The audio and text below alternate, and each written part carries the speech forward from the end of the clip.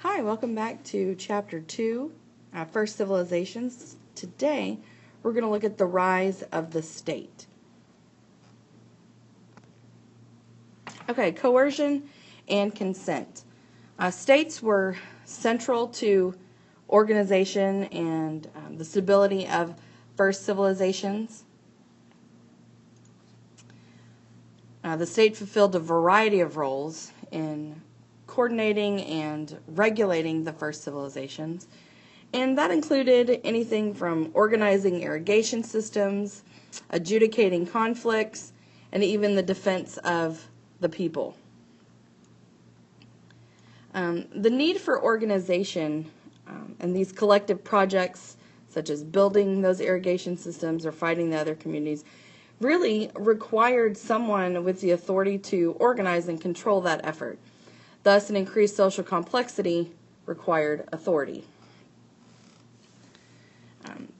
States served the needs of the upper classes, protecting the privileges of the elite by requiring farmers to give up a portion of their product to support city people, as well as demanding labor on large-scale public projects.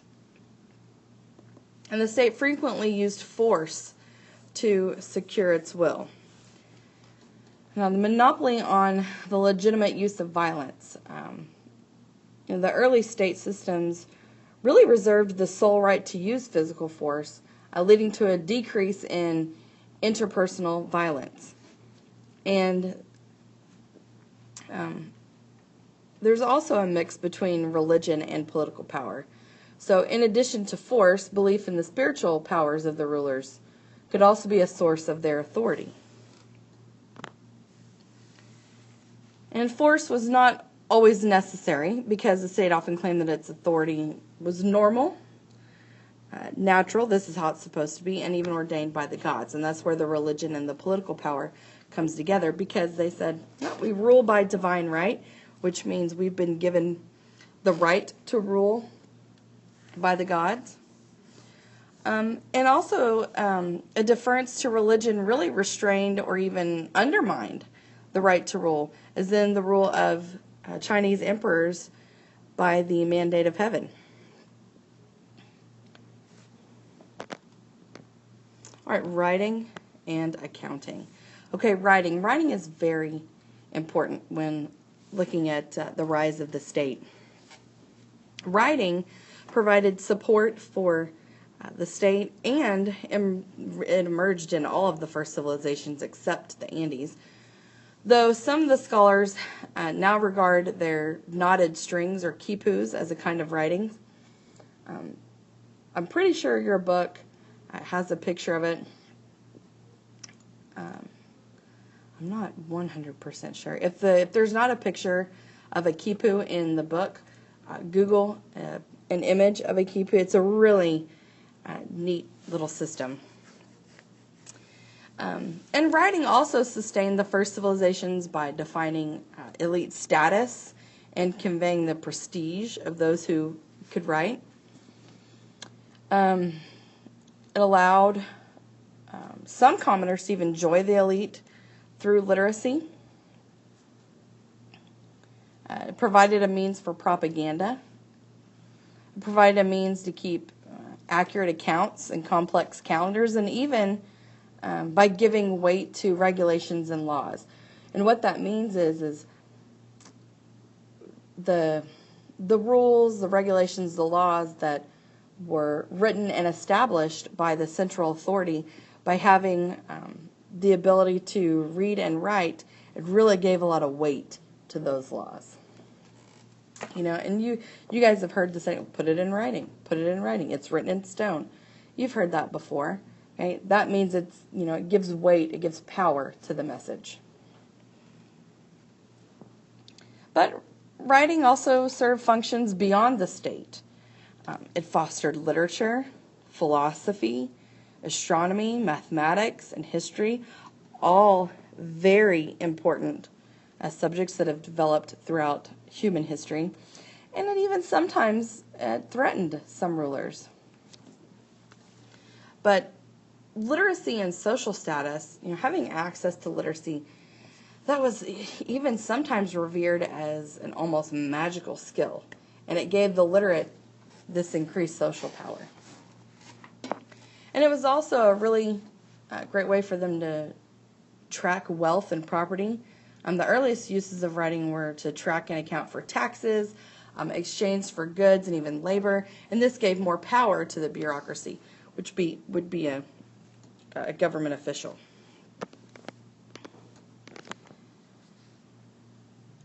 And the grandeur of kings. The grandeur of kings, they got this this grandeur, this prestige, this image. Sorry, I had to stop the recorder because I'm at school and we just had an announcement. Like I was saying, this grandeur, okay, sorry about that. I had another announcement. Okay, back to what I was saying about the prestige of kings. A lot of this, the source of this was the authority of the state, the monumental residences and temples, palaces, their luxurious dress, their regalia, and even the elaborate burials that commoners would do and perform for these kings. This is the lifestyles of the rich and famous, right? They use their wealth as a symbol of their power. And they and their families lived in these, like I said, these luxurious palaces, fancy clothes, jewelry, head ornaments, and even when they passed on into the afterlife, the death styles of the elite, with these elaborate burial rituals, marked the passing of important ruler.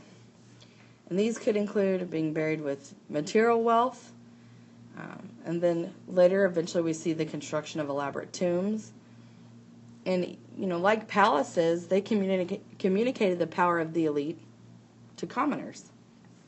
And that was the point.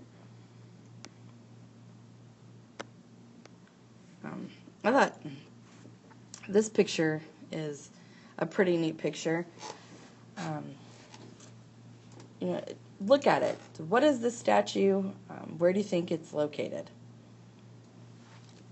And hopefully you can see that the background gives you a good idea. This statue is one of the 17 large figures in the territory of the ancient Olmec civilization in Mesoamerica. Listen to this. It's 6 feet in height and 7 feet in width, with obviously very specific facial features. It probably represents an individual Olmec ruler. Isn't that amazing?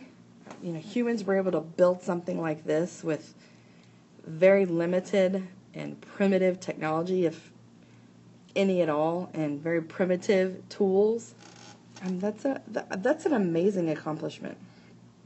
And I know we talked about the Olmec and Mesoamerica from section 2 and earlier in the chapter, but I thought I'd throw this in there. And so what do you think was the purpose of these statues? Because this does kind of talk about, or is a part of the rise of the state and the grandeur of these kings and their lifestyle of being rich and living in luxury. And this is a massive scale statue, and they were not supposed to just impress the spectator with the size and the powerful presence. They also marked the ruler's unmovable claims on territory. How interesting is that? It's so big and so heavy, it's hard to move it. So you stick that head there, and they're not going to move for you. That's their territory, right? Since the facial statures were too big to remove. It's facial statues. I thought that was really interesting. Thought you guys would appreciate that. Now, considering the work involved in the creation of this statue, what do you think this tells us about the authority of these rulers? Right? Carving these massive heads out of rock, this required considerable work, skill.